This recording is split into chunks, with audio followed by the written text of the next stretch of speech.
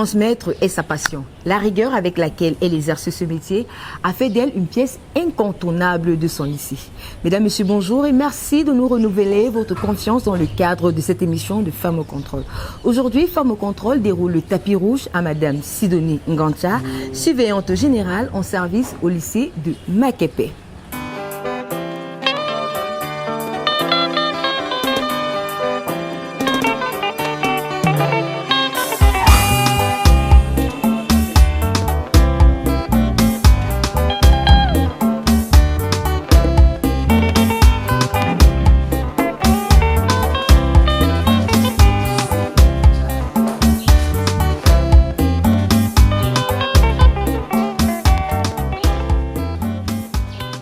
Ça va bien, par la grâce de Dieu, ça va.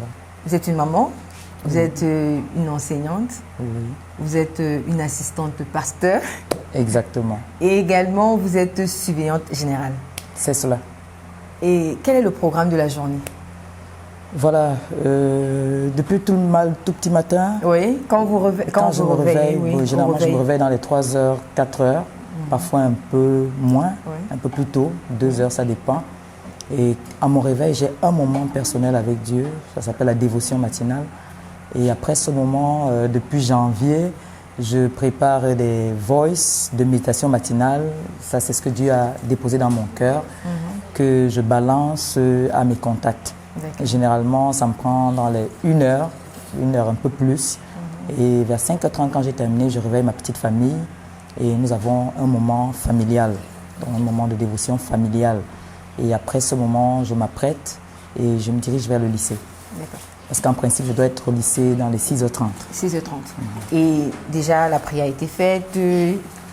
Actuellement, maintenant, on va au lycée. On va au lycée. D'accord.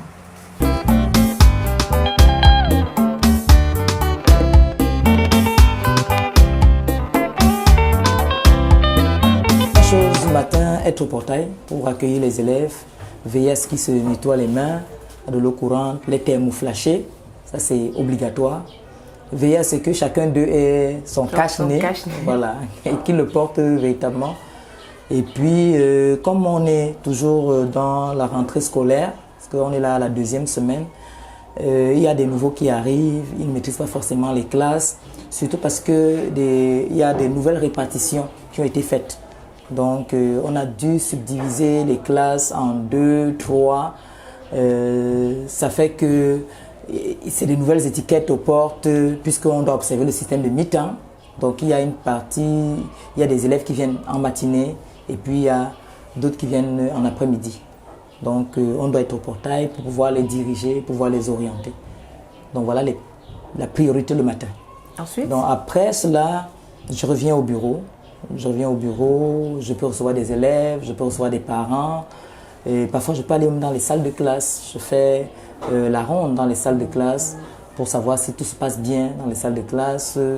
Et actuellement, on passe également à ce qu'on appelle les statistiques pour savoir si on a tous nos élèves, s'il en manque dans les salles de classe, si les enseignants sont présents. Ça également, ça relève des prérogatives du surveillant général. D'accord. En tant que surveillant général, vous êtes appelé à corriger les élèves? Oui, la correction, c'est-à-dire l'éducation. Oui, bien entendu.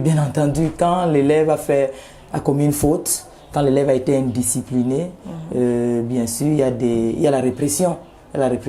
Mais avant la répression, on prend toujours le temps de leur faire part du règlement intérieur. En fait, on ne leur fait pas du règlement intérieur. Et là, ce n'est pas encore fait, mais ce sera fait incessamment.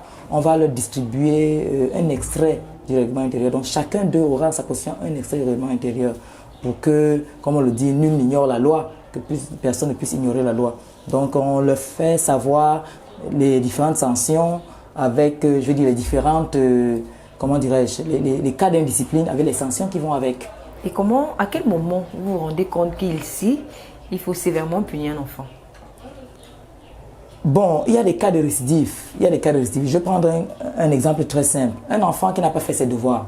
C'est vrai, on n'en a pas encore reçu de plainte, mais c'est inévitable, on en recevra. Donc le professeur a donné des devoirs à faire, les élèves se sont pointés, peut-être 1 semaine plus tard, 2 semaines plus tard, sans les avoir faits.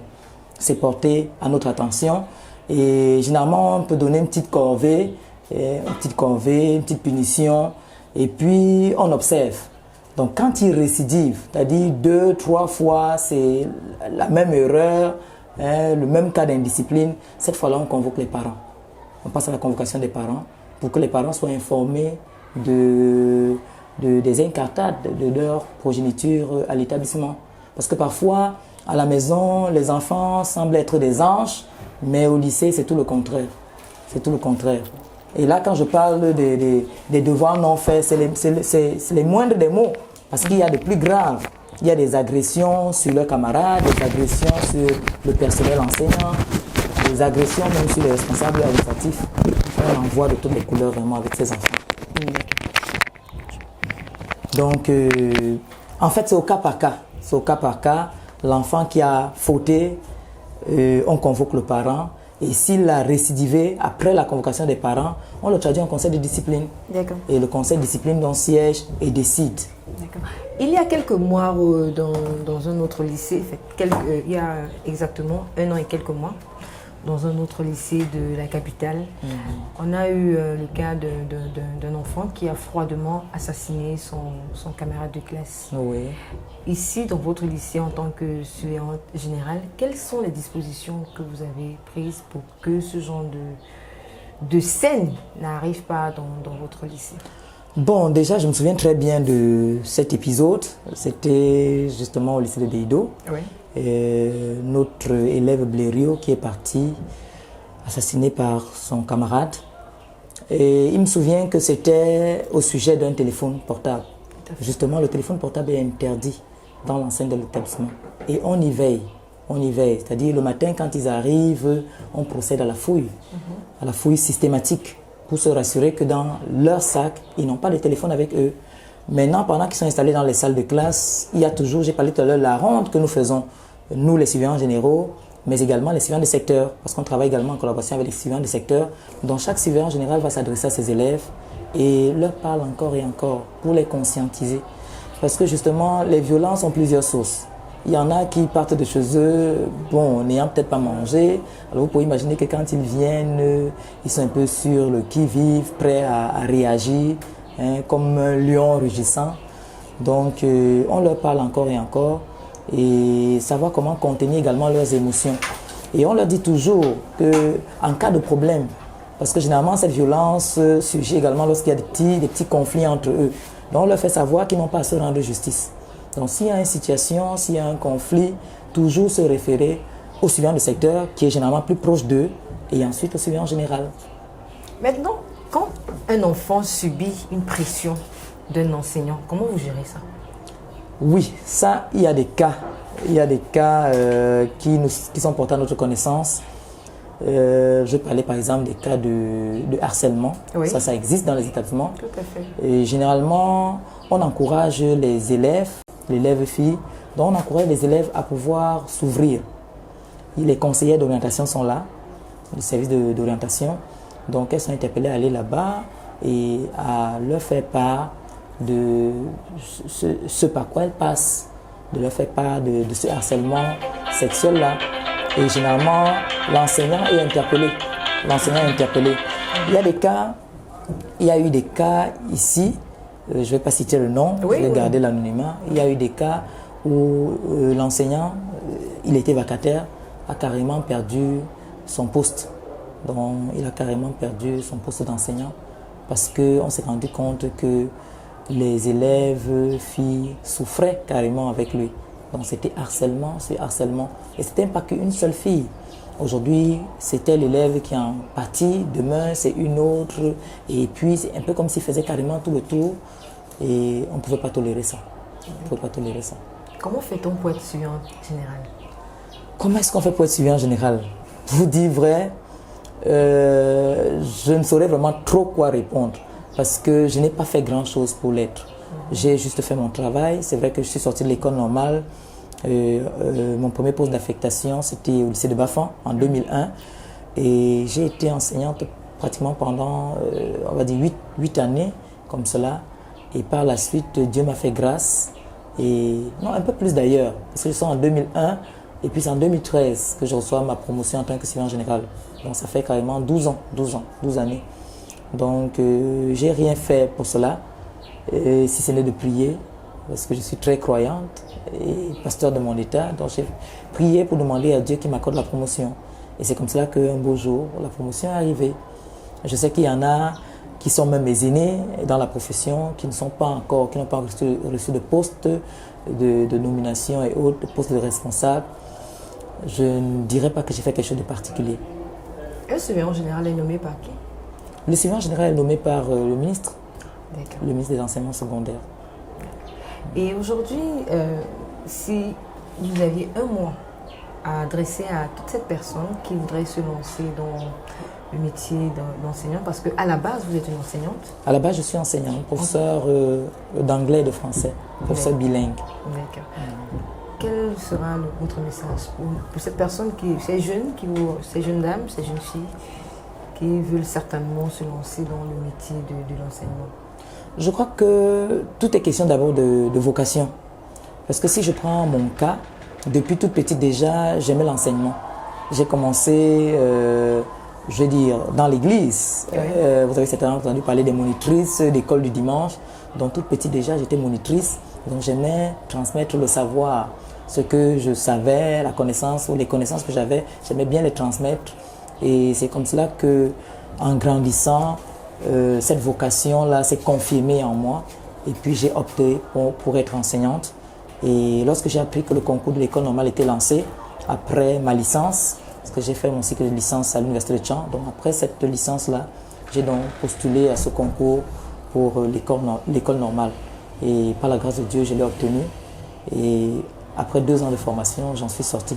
Donc pour toute personne qui voudrait être enseignant, il ne peut recevoir que mes encouragements.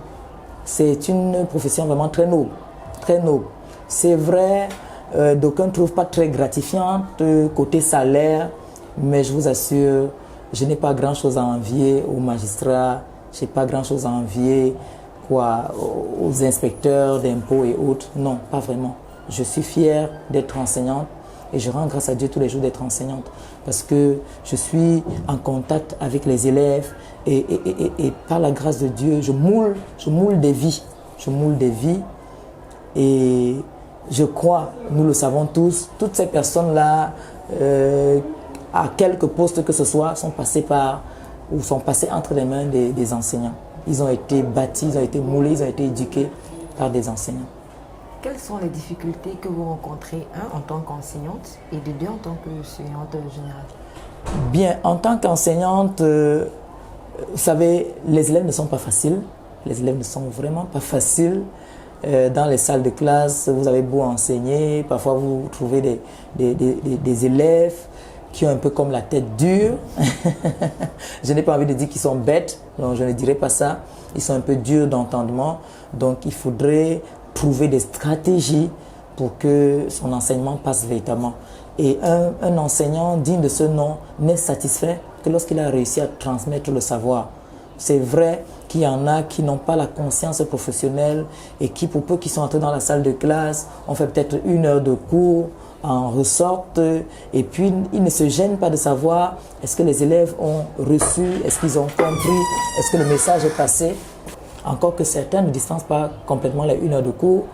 On en connaît qui, lorsqu'ils entrent dans les salles de classe, passent le temps à faire des commentaires au sujet de la politique, au sujet du sport ou encore même de leur propre vie. Ils parlent à longueur de temps d'eux-mêmes et plutôt que d'enseigner ce pourquoi ils ont été envoyés sur le terrain. Justement, venons à ces enseignants qui, quand ils entrent en classe, ne font pas ce dont ils sont censés faire. Qu'est-ce que vous faites? Comment le suivi des cours, ça se passe comment? Il y a un suivi de cours. Les censeurs sont là pour ça. Ouais. Déjà, le surveillant général est là pour ça. C'est-à-dire que côté discipline des enseignants, le surveillant général y veille, se rassurer que l'enseignant est entré en salle de classe quand il était censé entrer, se rassurer qu'il a couvert ses heures de cours. Maintenant, le censeur également, à partir des cahiers de texte, là vous avez un modèle de cahier de texte. Tout à fait. Donc c'est étiquetés là. Je crois vous devez en savoir quelque chose pour avoir été élève. Voilà. Généralement, dans les salles de classe, on les envoie. Donc, l'enseignant qui arrive en salle de classe, après son heure de cours, doit remplir le cahier de texte, doit laisser des traces. Donc, c'est sur la base du cahier de texte que les censeurs opèrent le suivi de l'enseignant. Donc, on peut savoir si véritablement il a enseigné par les notes qu'il a laissées dans le cahier de texte. Mais c'est vrai aussi qu'on s'est rendu compte qu'il y en a qui laissent des notes, mais qui n'ont pas véritablement enseigné. Là, il y a comme une sorte de, permettez-moi l'expression, de police, d'inspection au niveau des élèves. Donc, on pose des questions aux élèves pour savoir si véritablement ils ont reçu les cours. Et à la fin de chaque semaine, ils doivent parcourir le cahier pour se rassurer que effectivement les enseignants sont entrés dans les salles de classe. Là, vous voyez ces cahiers encore là, peut-être pour vous poser la question pourquoi c'est là, simplement parce que ce sont les secondes. Et les secondes ont cours en après-midi. J'ai évoqué tout à l'heure le système de mi-temps depuis la rentrée scolaire. Donc, ce sont les cahiers de seconde ici. Cahiers d'appel, non, cahiers de texte plutôt, cahiers d'appel. Voilà. Maintenant, vos difficultés en tant que surveillante générale? En tant que surveillante générale, c'est à peu près la même chose. Les élèves récalcitrants, les élèves indisciplinés. On en voit de toutes les couleurs, vraiment, on en voit de toutes les couleurs. Il y en a à qui vous parlez encore et encore, ils ne changent pas. Parlez encore, ils ne changent pas. Et vous vous retrouvez comme poussé à vos derniers retranchements, c'est-à-dire les traduire en conseil de discipline. Ce n'est pas toujours de gaieté de cœur qu'on le fait. Parce qu'on est surveillant général, mais on est également parent quelque part. Et on a le cœur sur la main, donc ce sont nos enfants. C'est vrai, ils partent de la maison, ils laissent leurs parents, mais ici, ils nous retrouvent également, nous qui sommes des parents, ce sont nos enfants. Et quand on s'approche d'eux en tant que surveillant général, en tant que parents, on leur parle encore et encore, mais on en voit vraiment qu'ils n'en font qu'à leur tête. Ils n'en font qu'à leur tête, ils ne veulent rien comprendre. On a beau leur donner des conseils, ils ne les prennent pas ces conseils-là, ils ne se soumettent pas à l'autorité. On se retrouve obligé d'avoir recours au conseil de discipline. Et très souvent, après le conseil de discipline, pour les cas les plus indisciplinés, on doit se séparer d'eux. Donc, c'est l'exclusion définitive qui s'ensuit. Donc, cette année scolaire 2020-2021, sous les recommandations de Madame le ministre, nous fonctionnons dans un système de mi-temps. La mi-temps, c'est quoi? Il y a des élèves qui viennent le matin et d'autres qui sont censés arriver l'après-midi. Donc, Madame le ministre avait recommandé que ce soit le premier cycle, 6e, 5e, 4e, 3e qui viennent le matin et puis le second cycle l'après-midi. Mais nous, sur le terrain, on a eu quelques difficultés, surtout au niveau de la répartition. Bonjour, au niveau de la répartition des salles de classe et autres. Donc, du coup, on a des terminales, des classes terminales qui viennent le matin, quelques premières scientifiques qui viennent le matin, et on a les secondes littéraires et scientifiques même qui viennent, les secondes qui viennent l'après-midi, avec les troisièmes également. Mais en fait, les troisièmes qui étaient censés venir le matin, qui chez nous viennent l'après-midi. Bon, ça ne pose aucun problème. On les reçoit le matin dès 6h30 et à 7h30, ils ont leur premier cours. À midi, c'est terminé. On sonne la fin de la journée ou de la matinée pour eux et puis ils retournent à la maison pendant qu'on accueille ceux de l'après-midi. Lorsqu'on accueille ceux de l'après-midi, ils commencent à 12h30 et ils terminent à 17h.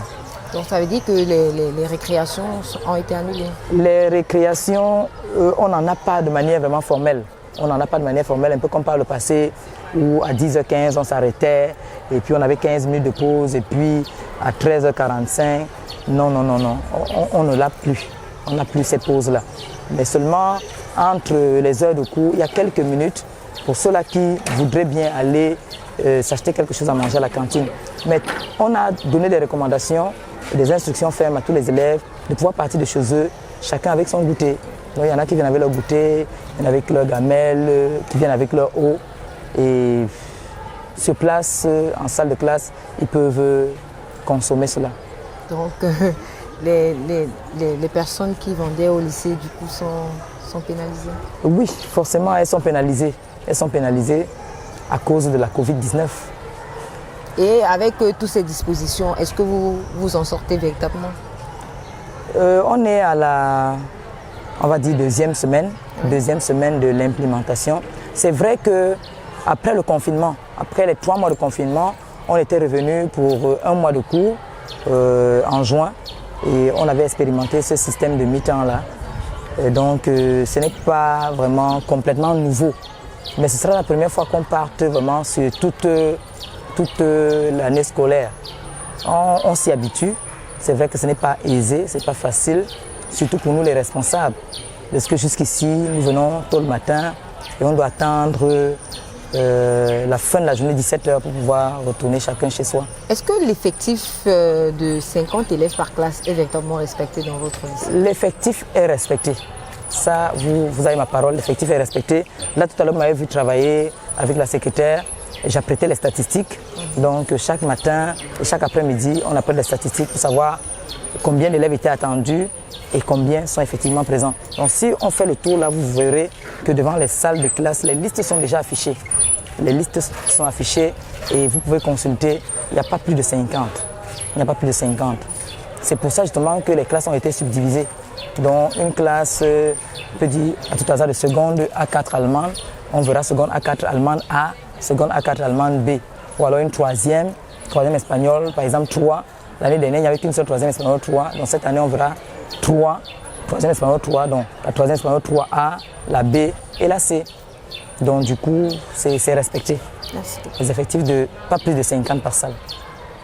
Madame Ngantia Sidonie, c'est une collègue que j'apprécie à deux niveaux. Déjà sur le plan humain, sur le plan des relations humaines, c'est une dame qui est très vivable, sociable. Depuis mon arrivée ici au lycée de Makepe, j'aimerais vous dire d'ailleurs que je l'ai trouvée ici. Nous avons jusque-là entretenu de très bonnes relations. Elle n'est pas agressive, comme parfois c'est le cas, ou bien répulsive, des gens qui n'acceptent pas, mais elle a les mains ouvertes. Vous voyez, elle accepte tout le monde et très joviale, accueillante, en bref, c'est ce que je peux dire. Bon, maintenant sur le plan professionnel également, puisque nous sommes dans le cadre de son cadre de travail, de son espace de travail, je dois dire que c'est une femme que j'ai remarqué avec beaucoup de talent. Elle est aussi assez fine dans son travail, en sa qualité de suivi général de cet établissement. Je l'ai toujours vu aux premières heures de la matinée et rentrer assez tard à la fermeture de l'établissement. Elle est très accueillante, elle est prête à recevoir tous les élèves, même ceux qui ont des problèmes parfois. Elle va même jusqu'à questionner sur les questions sur les problèmes très personnels de ses élèves, qu'elle considère comme ses enfants par ailleurs.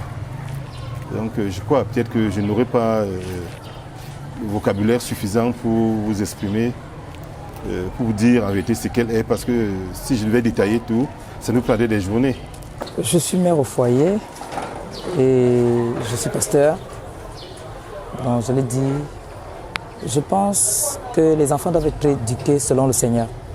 La Bible déclare qu'il faut éduquer l'enfant selon la voie qu'il doit suivre. Et quand il sera grand, il ne s'en détournera pas. Donc à la maison, j'y mets un point d'honneur. Vous l'avez vu tôt ce matin, nous avons la dévotion matinale, familiale. C'est des moments où on corrige, c'est des moments où on encourage, c'est des moments où on donne des instructions, on communique des enseignements. C'est des moments où on bâtit l'enfant pour lui faire comprendre ce qui est mal, comment s'en détourner, comment pratiquer le bien. Donc on le fait depuis la maison et ça continue dans l'établissement. Et quelle est la place de la femme dans la réussite de son foyer? La femme a un très grand rôle, plus qu'on ne puisse même l'imaginer. Parce qu'il nous est dit dans Proverbe chapitre 14, verset 1, que la femme sage bâtit sa maison. La femme sage bâtit sa maison. Donc je comprends par ce verset que pour qu'un foyer tienne, pour qu'une famille tienne, pour qu'une famille réussisse, il y va du rôle que la femme doit jouer. Et cette femme, ma foi, je crois, doit avoir la crainte de Dieu. Elle doit avoir la crainte de Dieu et elle doit veiller à confier son époux, confier ses enfants au Seigneur, veiller à ce qu'il ne manque de rien, jouer véritablement son rôle de femme et même de mère, être toujours aux côtés des enfants. Est-ce que c'est parce qu'une femme est financièrement indépendante qu'elle doit chercher à dominer dans son foyer? Je répondrai avec mon exemple. Par la grâce de Dieu, je suis financièrement indépendante. Je l'ai dit, j'ai commencé à travailler même très jeune, pratiquement 7 à 8 ans avant de me marier. Donc, au moment où je rencontre mon époux, je suis indépendante déjà financièrement. Et je ne l'ai pas épousé, comment dirais-je, par intérêt. Non. Quand je dis par intérêt, je l'ai dit déjà, il n'avait pas de salaire en tant que tel, parce que c'est un homme d'affaires. Il savait un peu ce que c'est que les affaires. Aujourd'hui, c'est bon, demain, c'est pas bon. Donc, il y a des hauts, il y a des bas. Et il est arrivé des fois où ce soit moi qui suis en train de pourvoir à la maison. Mais ce n'est pas un problème. Je crois que c'est en fait ça le foyer, c'est en fait ça le couple. Ensemble, on veille à ce que les choses marchent bien. Chacun joue son rôle. Et ce n'est pas parce que je suis financièrement indépendante que je dois avoir de l'autorité à la maison ou bien quitter ma place de femme et occuper la place de l'homme. Non, je me souviens toujours de ce que la Bible déclare, que la femme doit être soumise à l'homme. Et dans cette soumission-là, on n'a pas dit qu'il faut être soumise lorsque l'homme a les moyens ou bien lorsque la femme n'a pas de salaire ou lorsqu'elle n'est pas indépendante financièrement. Donc que tu sois indépendante financièrement ou pas, c'est une instruction ferme. Femme, soyez soumise. D'accord. Et quel est le conseil que vous donneriez à cette femme-là qui ne font aucune activité rentable? Oui, c'est vrai que de manière générale, on dira que la place de la femme, c'est au foyer. C'est important. Mais voyez-vous, de nos jours, c'est aussi bien que la femme puisse faire quelque chose, puisse mener une activité afin de pouvoir donner également un coup de main à l'homme. Parce que très souvent, quand elle n'a pas d'activité, ça pèse très lourd chez l'homme, ça pèse vraiment très lourd. Il ne peut pas s'en sortir, il n'arrive pas à joindre les deux bouts. Donc qu'une femme qui n'a pas d'activité commence à réfléchir et pense à quelque chose à faire. Peut-être que forcément, elle ne sera pas fonctionnaire comme moi. Bon, ça peut arriver, ça arrive, gloire à Dieu. Mais si elle n'est pas fonctionnaire, j'en connais bien qui s'en sortent, et même très bien dans le domaine de l'informel. Elle pensait juste à quoi faire.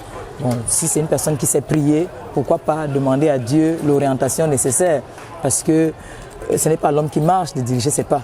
Et Dieu sait très bien où est-ce que nous pouvons nous en sortir. Il sait dans quel domaine, dans quel aspect est-ce qu'on peut facilement émerger.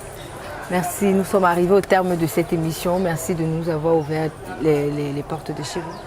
C'est un plaisir. Un mot de fin? Que dirais-je? La femme, c'est l'aide. Je me souviens que Dieu, lorsqu'il a créé l'homme, il a dit « il n'est pas bon que l'homme soit seul ».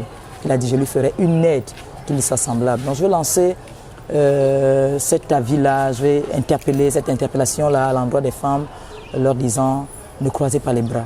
Ne croisez pas les bras, ça vous donne encore plus de valeur, vous êtes encore davantage aimé. C'est ce que le Proverbe 31 nous dit, que la femme vertueuse est aimée de son mari, elle est louée par son mari, louée par ses enfants. Pourquoi? Parce que sa main trouve toujours quelque chose à faire, Donc je dirais à ces femmes-là qui sont au foyer, qui n'ont pas grand-chose à faire, qu'elles demandent la grâce à Dieu de pouvoir faire quelque chose. De cette manière, ça concourt au bien-être de tout le monde, du mari, des enfants et d'elle-même la femme. Ça l'épanouit davantage qu'elle soit oisive ou qu'elle n'ait pas quelque chose à faire. Je sais que le Seigneur m'a donné une merveilleuse épouse. C'est vraiment une femme dynamique. Elle ne dérange pas. Elle n'est pas exigeante comme je vois souvent. Je suis pasteur et je vois comment très souvent les hommes je pourrais dire même étouffent à cause des demandes, à cause des exigences assez fortes de leurs femmes. Mais la mienne, sincèrement, ne me demande rien. C'est moi qui lui dis même d'ailleurs de temps en temps, mais attends, est-ce que je peux faire ceci pour toi, ainsi de suite. En fait, c'est une femme qui est très dévouée. Lorsqu'elle se lance dans une voie, elle va jusqu'au bout. Donc que ce soit dans la voie du Seigneur, elle est très consacrée, que ce soit dans le domaine professionnel, elle est exemplaire.